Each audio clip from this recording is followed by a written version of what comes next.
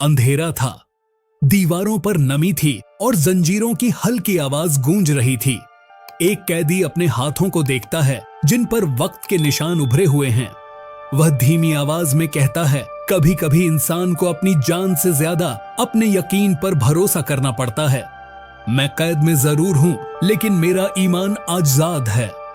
उन्होंने मेरा शरीर कैद कर लिया, लेकिन मेरे सपनों के दरवाजे बंद नहीं कर सके।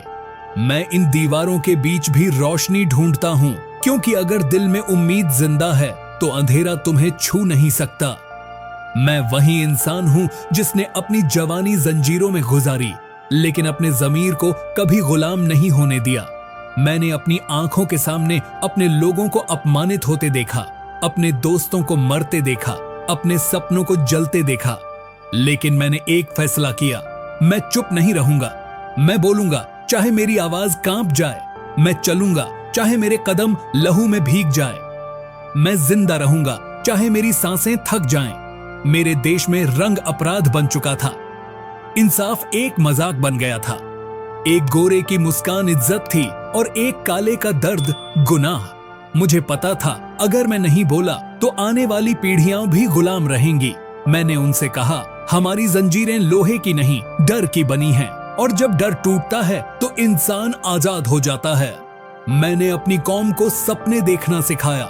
मैंने उनसे कहा, हम हारे नहीं हैं, हम सोए हुए हैं।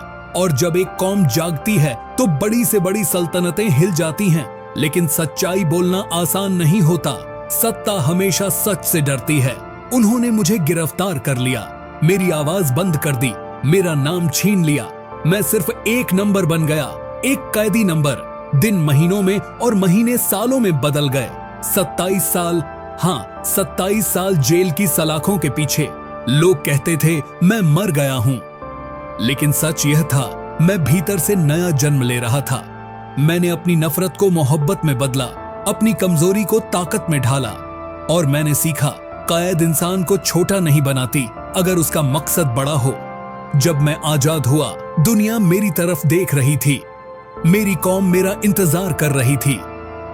लेकिन मैं बदले के साथ नहीं निकला, मैं उम्मीद के साथ निकला। मैंने उन सब से कहा जिन्होंने मुझ पर जुल्म किया था, मैं तुम्हें माफ करता हूं, क्योंकि मेरा मकसद तुम्हें हराना नहीं बल्कि तुम्हें बदलना है।